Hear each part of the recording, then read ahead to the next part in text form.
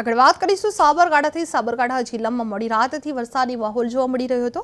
વિજયનગર તાલુકા તેમજ આસપાસના વિસ્તારોમાં ધીમી ધારે વરસાદ વરસી રહ્યો હતો। વિજયનગર, બાલેટા, ઘાડી, વાકડા, પીપલોટી, કોડિયાવાડા અને પાલ અને ડઢવાવ સહિતના ગ્રામ્ય વિસ્તારોમાં વરસાદ પડતા વાતાવરણ ઠંડુ બન્યું હતું। પરંતુ આ વરસાદથી ખેડૂતોની ચિંતા વધી છે, કારણ કે ડાંગર, સોયાબીન અને મગફળી જેવા પાક હવે તૈયાર અવસ્થામાં છે અને આ તબક્કે પડતો વરસાદ પાકને નુકસાન પહોંચાડી શકે છે। ઘણા ખેડૂતોના જીવ તાવડે ચોંટ્યા છે, કારણ કે પાકના નુકસાનની ભીતિ વધતી જાય છે।